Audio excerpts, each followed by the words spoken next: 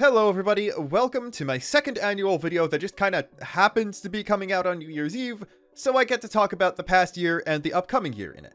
The beginning of this video is effectively just going to be a channel update, so use the chapters to skip ahead to when the main topic begins if you don't care about that stuff. I hope all of you had the best 2025 you possibly could, but yeah, gonna be real, this wasn't exactly the best one for me.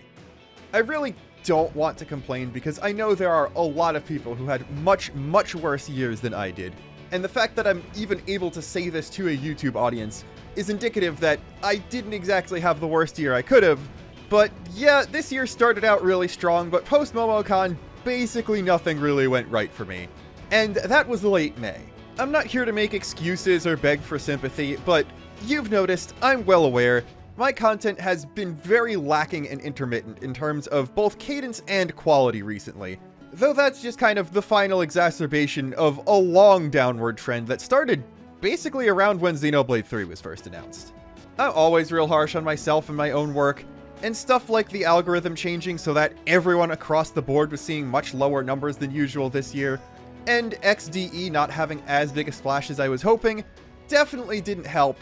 But I've reached a point where I'm always teetering on the knife's edge of burnout, and under the impression that I've kind of outstayed my welcome in the Xeno community, and very few people I'm not actively friends with actually respect me or take me seriously anymore, so it's not exactly easy to get things going, even if I have a strong video topic and am sitting in a chair in front of a microphone with Audacity open. Then things just kinda kept happening in the back half of the year, from losing my last grandparent to myriad other health issues in my family, one of which is not completely resolved, and I'm going to need to spend a lot of time taking care of someone post-surgery next year. Not to mention the bank fraud incident, which effectively left me without any YouTube money I'd gotten from the past 18 months, plus what I got from the Nintendo sponsorship, which, by the way, absolute dream to even be offered that and be able to participate in actual promotion for a Xenoblade game. That was a major highlight of my year, but it was also like the third to last really good thing I think happened to me, so, you know, it's kind of easy for my brain to sort of separate everything up until like a week after XDE came out and attach that to the end of the XDE hype era that started in late 2024, as opposed to it being part of the rest of 2025. I need to stress immensely though, I am not in any sort of financial danger. You don't have to worry about any of that kind of thing.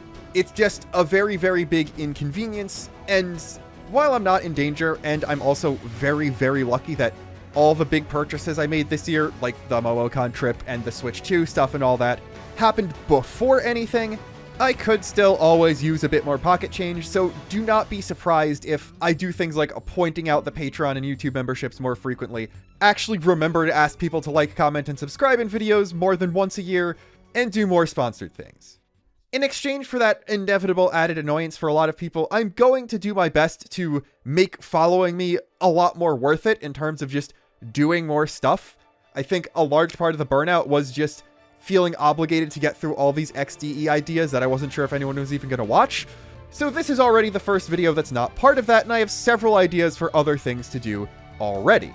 Plus, I want to do stuff like make much more frequent use of my second channel. Right now, it's basically just a Nintendo Direct reaction dump, but I've already started doing less scripted and edited Final Fantasy XIV content there, and I intend to expand and just kind of maybe even do vlog type things on whatever JRPG I'm playing.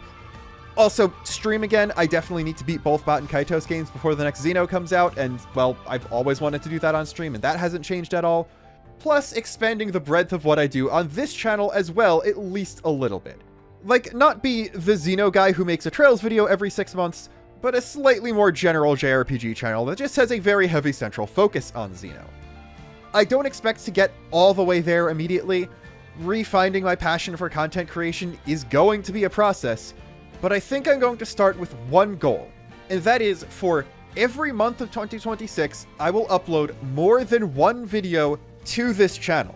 I've been really stringing myself along, saying I'll do more content all the time, and then just cranking out a video in the last few days of every month to meet patron and YouTube member obligations. That is quite literally what I'm doing here, effectively.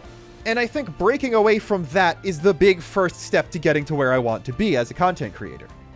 The intent of the goal is for it to be at least 2 of this kind of premeditated video, the kind that does go up a week early for paying customers, a month. But in the event of something major like a new Xeno game or a big trailer analysis, then I might need to revisit that and just make it 2 videos a month period, if a lot of the videos I'm making are going to be capitalizing on the big new important thing. Though hey, if they give us weekly news updates like they did for Xenoblade 3 pre-release, and I can make a video on every single week's worth of stuff, that'll certainly make the goal a bit easier to meet. In terms of overall growth, I guess I was way too overly optimistic when I came to XDE. When the game first got announced, I had about 36.5 thousand subscribers, and I was thinking, oh, this is going to be absolutely massive. I'm gonna hit 50k by the end of 2025. Then stuff just kept not doing well. I quietly walked it back to 45k, then 40, and I didn't even make it to 39k, which is kind of crazy. I basically got 2,000 subscribers out of Xenoblade XDE coming out, as compared to the roughly 10,000 from Xenoblade 3. So I think, in terms of making small goals and working myself back up, we're going to stay modest. Especially because who knows if there's even going to be a new Xeno announcement in 2026. That's what the rest of this video is about.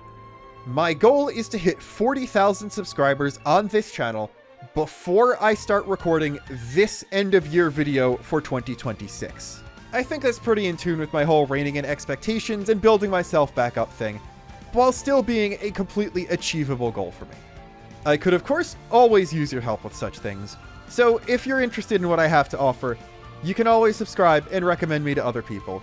But just being here, showing up, and listening to me yap about Xeno is plenty enough, if that's all you want to do.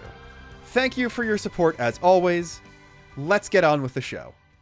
How many Xeno games the Switch 2 is going to have throughout its lifespan is a really interesting question, because you'd think it has a fairly easy, predictable answer, but if you asked me this at the beginning of this year compared to now, I would have given you a completely different one.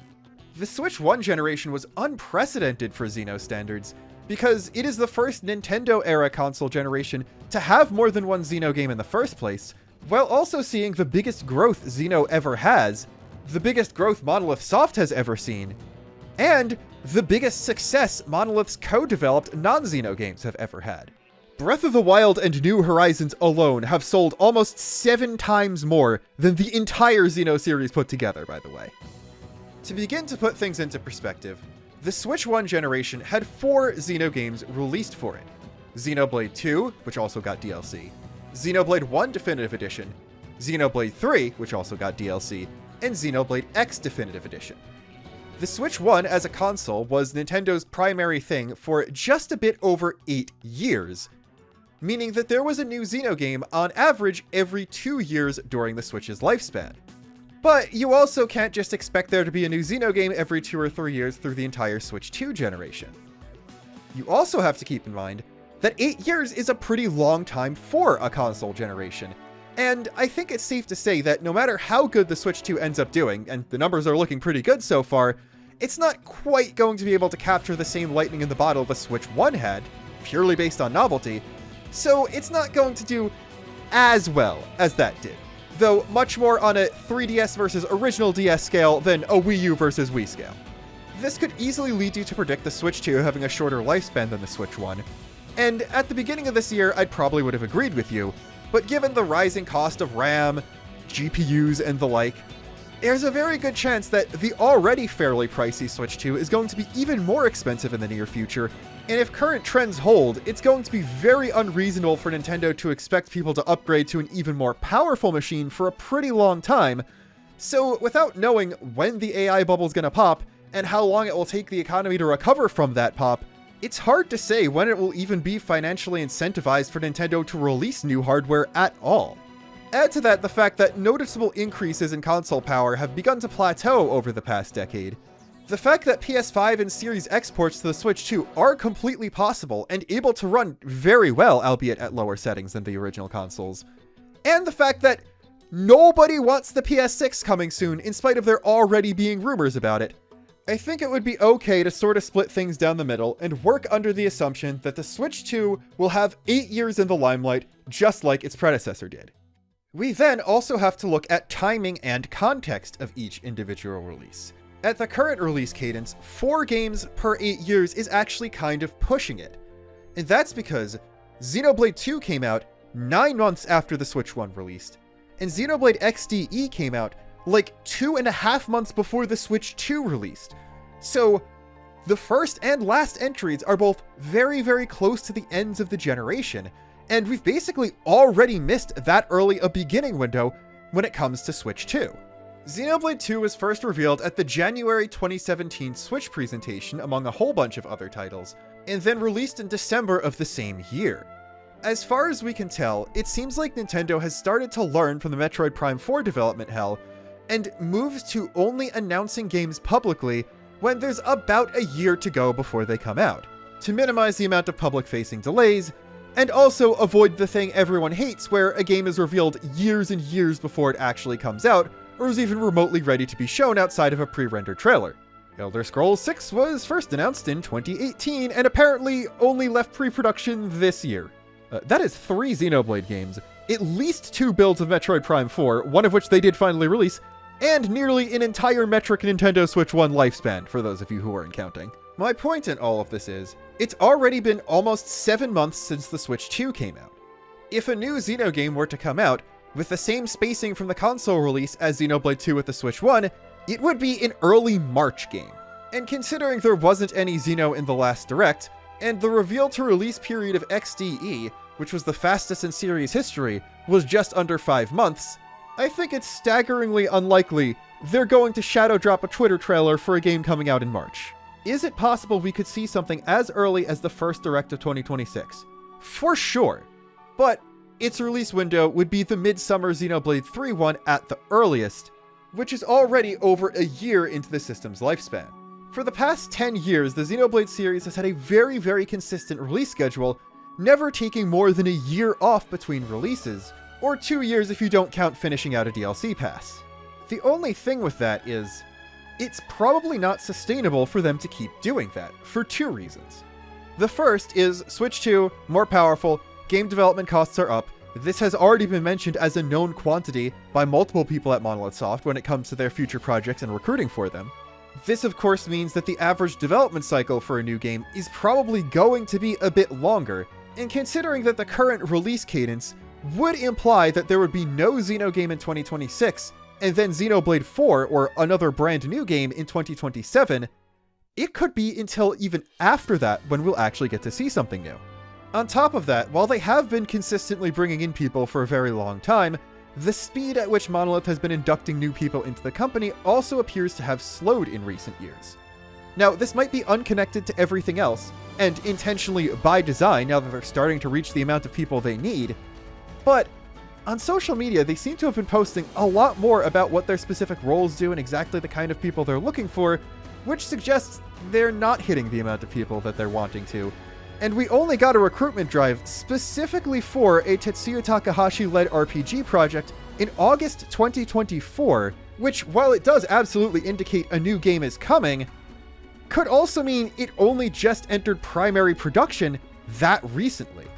For reference, Monolith has explicitly posted recruiting people for their Legend of Zelda team before, and based on recent comments, it does seem like Nintendo is itching to give them a bit more responsibility when it comes to making certain games in the series. But the first time they recruited for the Zelda team was in March 2019, and Tears of the Kingdom did not release for another 4 years. So we could even be that far out from this new Tetsuya Takahashi project. Another thing to keep in mind is how Xenoblade X and 2 released only 2.5 years apart from each other, but those were also clearly the most troubled development cycles and most unfinished on release games in the entire series. Part of that is due to them not having as many employees as they did now, and a lot of Xenoblade 2's developers being pulled to work on Breath of the Wild, something that's not likely to be an issue again because Monolith has more people, better organization, and explicit different Zelda and main RPG teams.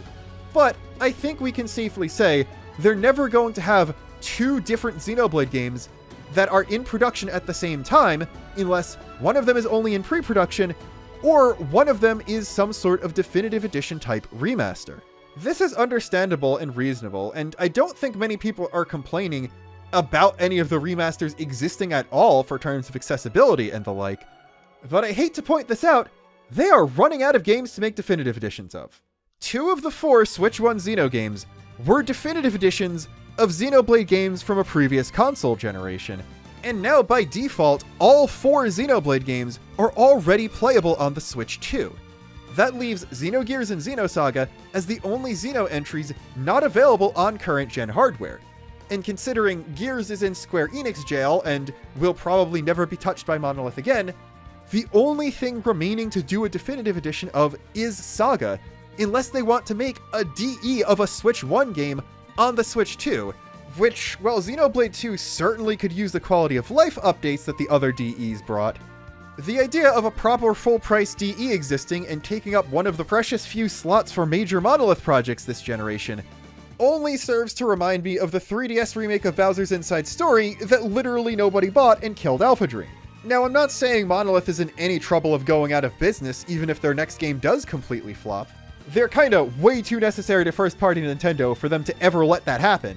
But there is nothing a Xenoblade 2 Definitive Edition can provide that couldn't be better provided in a lower scope $10 Nintendo Switch 2 edition, with the other 3 Switch games getting free Switch 2 editions that only include minor quality of life changes and performance increases. Also, everybody keeps clamoring, if they make Xenoblade 2 DE, they'll give Xenoblade 2 another campaign like Chapter 13 or Future Connected. The second Xenoblade 2 campaign already exists. It's called Torn of the Golden Country. It came out in 2018. It's pretty good. I don't know if you've heard of it. But jokes aside, everybody who wants a new campaign from 2DE will only ever suggest something providing more tie-in between 2 and 3 as an idea for what that campaign could be, when 3 is already over and done with. The entire point of 3 is that that entire story arc is over and done with. I thought people wanted to see what comes next, when now there's a large contingent that seems to be asking for either nothing or Xenosaga remasters in 2026, Xenoblade 2 DE in 2027 to coincide with the 10th anniversary of that game like the last 2 DEs were, then most likely nothing 2028, and the first possible year seeing something brand new, 2029, 4 years from now, and therefore 4 years into the Switch 2's lifespan, and a total of 7 after Xenoblade 3. Do you really want to wait that long to see Monolith make a game from the ground up for the Switch 2's more powerful hardware, while in the meantime all you're given is the opportunity to buy Xenoblade 2 for full price for a system you could already play it on? Doesn't exactly seem like a good trade-off for me. Now, as far as remastering or remaking Xenosaga goes, you have to remember that even though that series is 3 games long, plus a couple supplemental things if you do actually want to cover the entire story, each individual one of those games is much smaller and has much less content in it than a Xenoblade game. While the combined cutscenes of the entire trilogy are over a day long, Saga games are not exploration-based semi-open world games. They are PS2 turn-based games that follow the general formula set by the first big one of those, Final Fantasy X. So they're pretty linear. The sense of scope is mostly conveyed in big set pieces rather than explorable areas themselves, and I'm pretty sure the trilogy combined has less side content than just original FF10. While a back-to-back-to-back marathon of just the main stories of all 3 games would certainly be longer, I would say that the Saga series in its entirety has about as much content as one individual Xenoblade game. I know it's grossly oversimplifying to say this, but I have to imagine, assuming the style of Definitive Edition for Xenosaga is the same as Xenoblade 1 and X, I can't see the Xenosaga Morgenluta collection taking appreciably more development resources than either Xenoblade 1 or XDE did. This all, of course, is only operating under the assumption that Monolith is doing the entire thing themselves, and isn't sharing responsibility with the subsidiary or subcontractor of Bandai Namco, the current owner of the Xenosaga IP, with whom they'd need to work if any party involved wanted a version of Xenosaga to be re-released. So where really does it leave our speculation? A new game is pretty inevitable, and I still think Saga is inevitable, even if a lot of people don't. And beyond that, all I can really say is, I sure hope Switch 2 upgrade patches happen for the existing games. Well, there is one more factor that I think needs to be addressed, and that is Nintendo's seeming tendency to, at times, sit on completed games and hold back their releases in order to ensure a consistent schedule of major first-party games down the line. This has most likely been done with a Xenoblade game already, as Xenoblade 3's release date was pushed up, most likely because Splatoon 3 needed a bit more time in the oven. This means that contrary to the recruitment post, it's possible that work on the next main Xenoblade game actually started earlier than we thought. This could also mean that something like Xenosaga or Switch 2 editions for the Blade games are already effectively done, and are just waiting on things like final localization touches and for Nintendo to figure out what the biggest holes in the Switch 2's second year are going to be, so they know where to put those things. It is because of this, and the fact that we have seen nothing Switch 2 from Monolithsoft with the exception of their work on Mario Kart World, and most likely the Zelda Switch 2 editions. I don't think they were particularly involved in the New Horizons or Splatoon 3 ones, that I do still believe there will be at least 2 new Xeno games for the Switch 2. Throw Saga on top of that, and I'm going to guess there will be 3 overall. Is this exactly what I would like personally? Not really. I of course think we would all love if there was a new Xenoblade game every year, but me personally, I think the best cadence the series could possibly have is for each generation to have 2 largely self-contained or part of an internal story arc games, one of which is numbered Xenoblade style and one of which is X style, and then 1 third game that is narratively more focused on advancing the overall plotline of the series, maybe bringing together characters and plot threads established in other previous games, and either tries to do something a bit more experimental gameplay-wise, or simply picks whatever style works best for the tone, narrative, and setting it's going for. It really is kind of unfortunate that XDE was a March 2025 Switch 1 game, because I think Future Redeemed is not only a fantastic send-off for the first era of the Xenoblade series, and first 25 years of Xeno, but also a very good choice for the last new Xeno thing to come out for the Switch 1. That's the thing. I'm perfectly happy with there being some entries that are heavily based on continuity and fan service and stuff, and I do genuinely think 3, Future Redeemed, and XDE were all harmed to various degrees by not going as deep and explicit with that as they probably should have. I just don't think it's the best idea for every single entry to be like that. There do have to be at least some that are relatively entry level, and then you can play all of the other games prior to that while you're waiting for the big new crossover thing to happen. If the next few numbered games want to tell one consistent story, that works. If X2 wants to be a direct sequel to X1, that's completely fine. X1 is accessible on the Switch 2 now. But I don't think we really need a big bombastic crossover fan servicey thing that heavily advances the meta lore of the series and explains a whole bunch of unanswered questions more than once a decade or so, really. And, well, console generations are tending longer and longer, so seeing what they already did with the Switch 1, I think it would be an easy rhythm to settle into to make that crossover-y fan service game the last new game on a given piece of hardware. What it comes down to is just, I still have absolute faith in Monolith and absolute excitement for whatever's coming next, but it's just fun to think about and theorize exactly how that's going to manifest. Just because I want one fan servicey game a generation doesn't mean I want the next one to be something like that, or be the Avengers Endgame of Xenoblade that people thought 3 was going to be. I really want the next game, unless it's a direct sequel to X, to just take things in a completely different direction and surprise me and as many people as possible by showing off what creative things Monolith can cook with new inspirations, new hardware, and new blood. Also, argue in the comments about whether we're getting the next new game or Xenosaga next. That's going to be fun for the engagement. But the other real question to theorize about is when we're going to see the next Xeno thing for the first time. If the pattern Monolith's been sticking to since the Switch 1 first came out holds for the Switch 2 as well, we're going to see nothing in 2026, then a brand new game in 2027 that gets DLC running through 2028, then nothing in 2029, and the next remaster in 2030. That doesn't seem quite right for me, but I do think it's safe to say that there is a very high chance we will at least get a reveal trailer for something within the year of 2026. If Xenoblade 4 is a 2027 game that releases in the same window Xenoblade 2 did 10 years earlier, then yeah, okay, we're probably not going to see that even in the last direct of 2026, but if they're going for more of a Xenoblade 3 launch window, there is absolutely a chance it will be in that last direct, possibly even the one last thing like Xenoblade 1 DE was back in 2019. If we don't see anything by the end of the first direct of 2027, then I think we can start getting worried about what's going on with Xenoblade. But honestly, I'm just kind of excited to start seeing Xeno stuff in directs again, period. The last time any new information about a Xenoblade game was presented in a Nintendo Direct was February 8th, 2023, when Xenoblade 3 DLC Wave 3 was first revealed. Future Redeem's info was shadow dropped a week before the game came out, and there wasn't even a general Direct period in between when XDE was revealed and released. It seems like Switch 2 era Directs are following the exact same formula as the Switch 1 era did, where a year will have one major Direct in February, one major Direct in September, and then a bunch of minor things, partner showcases, indie showcases, and individual game spotlights in between.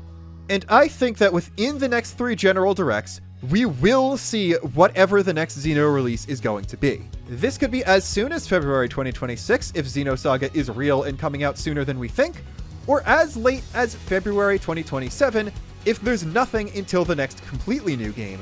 But either way, unless I wildly misread the situation, we're getting close enough where I think it's okay to start being excited for what Monolith is cooking. Now, if we're getting a Saga reveal in 2 months, I don't think it's immediately going back to One Last Thing status, and that's largely because the One Last Thing in September 2025 was Fire Emblem Fortune's Weave, which definitely seems to occupy the same kind of more niche, more mature anime game as far as Nintendo first-party franchises go, so they're probably not going to put a huge amount of emphasis on Xeno until after that releases, if they are coming out relatively close together. And you can even kind of see this in the release cadence of new games in both franchises. It seems like they did kind of become sister series that trade off new releases with the advent of the Switch. 2015 saw both Fates and the original X, then 2017 was Xenoblade 2, 2019 was Three Houses, 2022 was Xenoblade 3, and 2023 was Engage, but we're all pretty sure Engage was not supposed to release that late, so there's a chance it was even going to originally come out before Xenoblade 3. Then in the future we have Fortune's Weave 2026, and I wouldn't be surprised at all if that has the same vague release window Xenoblade 3 did, as Three Houses actually also did the same thing. And I think the only possible Xeno releases for next year are either Switch 2 editions or Saga remasters, with Xenoblade 4 or what have you not coming until summer 2027 at the earliest. But yeah, I guess it's kind of funny. I spent this entire video being as measured as possible and brought up multiple scenarios where projects could be taking way longer than we think, but in the end, I guess I'm kind of settling on the idea that we're gonna see Xeno 3 years in a row. XDE, Saga or Switch 2 editions, and then a new game in 2027. And then on top of that, we could genuinely see something as soon as 2 months from now? Yeah, I think there is actually plenty reason to be excited. And I think that excitement alone is enough to energize me a bit and get me hyped for what I myself can get up to in the next year as well. Until then though, this is the Luxnev 2025, signing off for the final time.